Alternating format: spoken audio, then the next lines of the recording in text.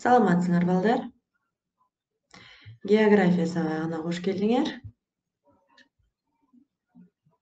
Бүгүнкү күндө өтүлүүчү сабактын темасы бул жердин эсилдениши. Биз окуп үйрөнө турган географиянын бөлүмү бул материктер жана океандардын географиясы. Бүгүнкү сабактын максаты жерди изилдөөнүн негизги этаптары менен таанышуу, ар бир этаптын натыйжаларын изилдөө. Материктер жана океандардын географиясы эмнени үйрөтөт? Жер бетинин жаратылышы ар түрдүү. Аны адам баласы космоско көтөрүлгөндө гана дааналап көрө алды. Анын көз алдында биринчи ирет океандар менен көлдөрдүн көгүлтүр мейкиндиктери, тоолордун кар каптаган тизмиктери, токой менен чөлдөрдүн ландшафттары айдан ачык болуп тартылды. Бул курстун негизги максаты жер планетасынын жаратылышынын шарттарын, андан орун алган материктер менен океандардын өзгөчөлүктөрүн, өлкөлөр менен элдердин таралышын окутуп үйрөтүү болуп саналат. Силер билгендей эле, алыскы аймактарга саякаттоонун өнүгүшү адамдарга жаңы ачылган аймактар жөнүндө зор маалыматтарды алууга жардам берди. Бул маалыматты жаздырып, бир адамдан экинчисине өткөрүү берип керек болчу. Ошентип, аймактын сүрөттөрү тартыла баштады. Кийинчерээк бул сүрөттөр географиялык карталарга айланды. Биз силер менен адаттагыдай эле сабакта колдонуучу карталар бул демек чоң тарыхы бар карталар болуп саналат. Жердин аймагы эбегейсиз зор, 510 миллион километр квадратты түзөт. Ал 6 материктен жана 4 океандан турат. Жердин географиялык кабынын ар кайсы бөлүктөрү бул тоо тектери, суу, аба жана жандуу жаратылыштардан. Бул өсүмдүктөр, жаныбарлар дүйнөсү туруучу татаал түзүлүштөр экендигин физикалык география илими аныктаган. Байыркы чыгышта илимпоздор географиялык билимдерди байыркы чыгыш элдердин, демек Месопотамиянын, Персиянын, Египеттин, Финикиянын жашоочулары табышкан. Месопотамиянын байыркы илимпоздору алгач тегеректи градуска, жылды 12 айга, күндү 24 саатка бөлүшкөн. Биздин заманга чейинки 40-кылымда египеттиктер жер ортолук деңизди сүзүп, борбордук Африкага экспедиция жасашкан. Азыркы көрүп турган сүрөттө дал ушул саякат көрсөтүлгөн. Андан тышкары бул картадан Месопотамияны, Персияны, Египетти жана Финикияны көрө аласыздар. Байыркы Грецияда. Байкасаңыздар, презентациядагы сүрөттө биз сиз менен көрүп жаткандай бул демек Европа, Ливия бул азыркы Африка демек турабы, Азия жана ошондой эле океан деп ойлошкон. Геродоттун мезгилинде байыркы Грециянын окумуштуулары жаратылыш шарттары географиялык кеңдикке байланыштуу деп айтышкан. Ошол мезгилде алар жашаган жерин 3 зонага бөлүшкөн. Алар түндүк бул нымдуу жана суук, Скифия деп аташкан. Түштүк бул кургак жана чөл.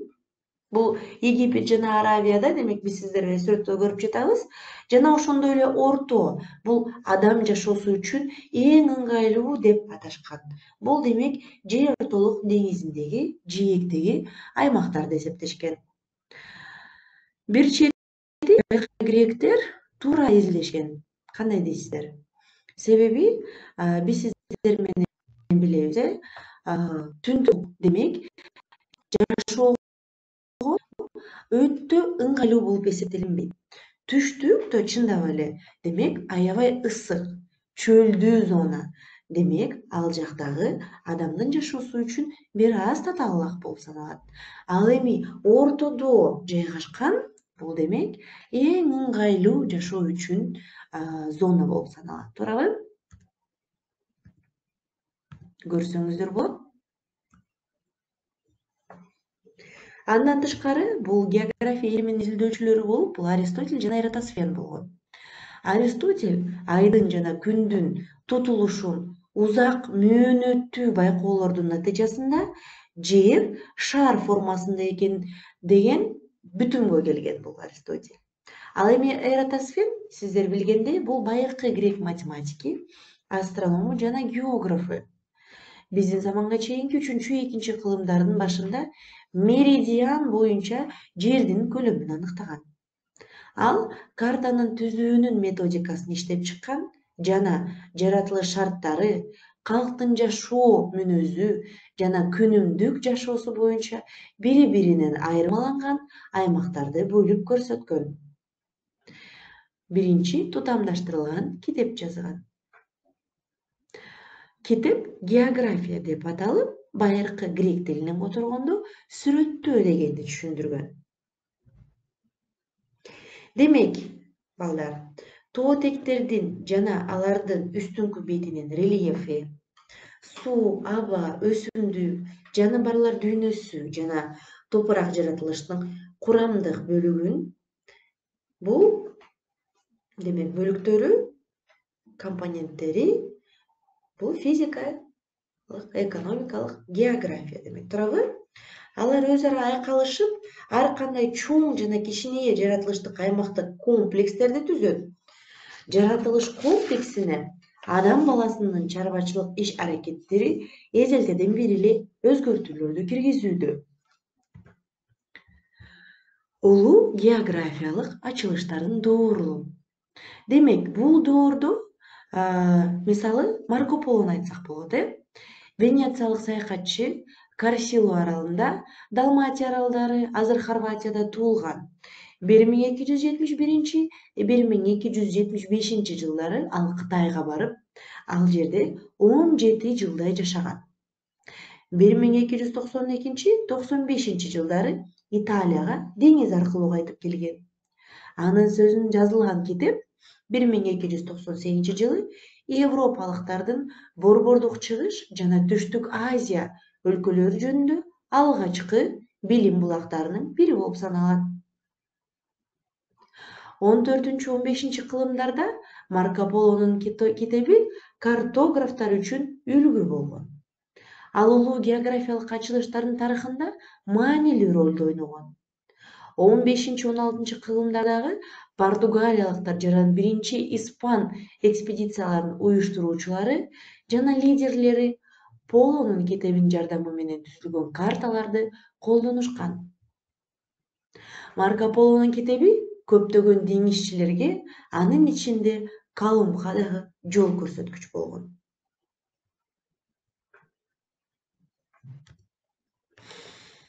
Демек, азыр сиздер менен орус окумуштууларын өтөлү. Бул Никитин Афанасий, орус саякатчысы, соодагери. Персияга жана Индияга саякаттаган. Сапардан кайтып келе жатып, Сомалиге, Маскатка жана Туркияга барган. Никитиндин үч деңизди бойлоп саяктоо деген саякат жазуулары баалуу адабий жана тарыхый эстелик болуп эсептелет. Афанасий Никитий өмүр бою өзүнүн өмүр баяны жөнүндө маалымат жок, бирок анын үч деңизди бойлоп саякаттоо деген саякат жазуулары жөн гана баалуу, кызыктуу географиялык документ болбостон, эң сонун адабий эстелик да болуп саналат. Автор бул саякат жазууларында Каспий деңизинин Кавказ жээгинде, Персияда, Индияда, Туркияда, Крымда жана Орусиянын түштүгүндө жүргөн кездерин баяндайт.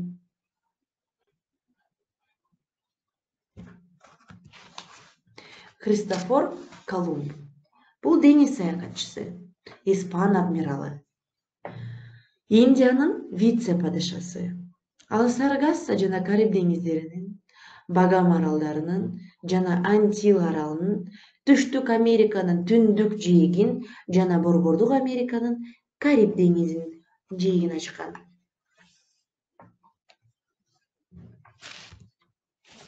Америкага саякат. Демек, биринчи саякаты Христофор Колумбдун 1492 жылдын 3-августунда башталып, 1493 жылдын 15 мартында аяктаган. Экинчи сапар 1493-жылдын 25-сентябрында башталып, 1496-жылдын 11-июнунда аяктаган. Үчүнчү сапар 1498-жылдын 30-майында башталып, 1500-жылдын 25-ноябрында аяктаган. Ал эми төртүнчү сапар бул 1502-жылдын 9-майында башталып, 1504-жылдын ноябрь айында аяктаган. Эң негизги бул Колумбдун катасы болуп эсептелингени, Колумб мен Индияны ачтым деген маалымат жазган.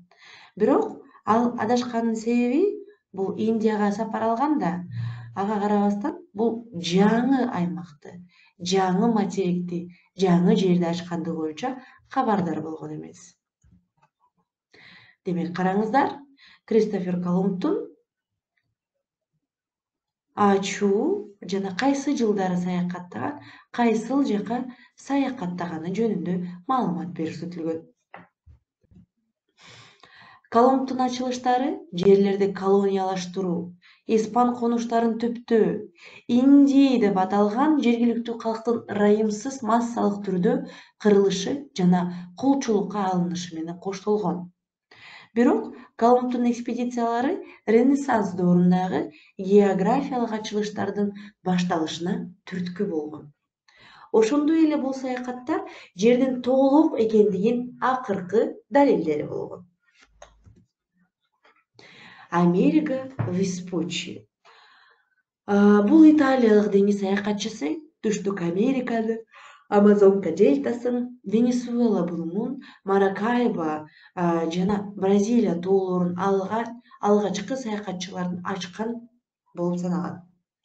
Испаниянын башкы учкучу 1508-жылы.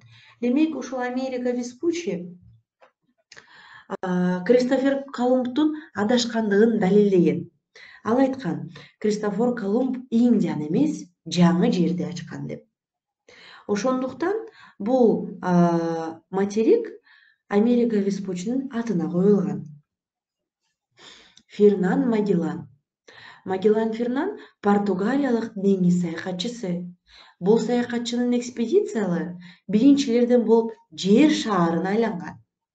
Түштүк Американын Атлантика жээинин бир бөлүгүн жана Атлантика океанын Тынч океанына өткөн өтмөгүн ачкан. Магеллан дүйнөлүк океандар бир экендигин көрсөтүп, жердин тоолук экендигин иш жүзүндө далилдеген. Демек балдар, биринчи жер шаарын айланган саякатчы бул Фернан Магеллан. 1520-жылы март айында алар Сан-Жулиан булуңунан кышка токтошкон. Бул жерде Магеллан бир топ кыйынчылык менен айрым мөчөрлөрүнүн көтөрүлүшүн басууга жетишкен. 1520-жылы сентябрда 4 кемедеги экспедиция Сантьяго чалгындоодо 22-майда өлгөн. Океанга чыгып, түштүккө бет алган. Демек, караңыздар, биз айткандай эле, кайсыл жерден чыккан жана кайсыл жерге бул сапар алган. Демек, бул адам балдар тоолук жер жүзүн айланып чыккан болуп саналат. 1521-жылы жазында Магеллан кийин Филиппин аралдары деп аталган Азиянын чыгыш жээгиндеги аралдарга жеткен. Жергиликтүү калкты испан таажысына баш ийдирүү максатында Магеллан жергиликтүү эки башкаруучунун ортосунда талашка кийлигишип, 27 апрелде согушта курман болгон. Демек балдар, бүгүнкү сабакта биз сиздер менен география илимине чоң салымын кошкон изилдөөчүлөр жөнүндө толук маалымат алдык. Силердин үй тапшырма орус илимпоздорунун жана саякатчыларынын географияга кошкон салымын дептериңизге жазыңыз. Андан тышкары, Я класстагы тапшырмаларды шейшемби күнүнө чейин аткарыңыз. Көңүл бурганыңыз үчүн чоң рахмат. Кийинки сабакта көрүшкөнчө.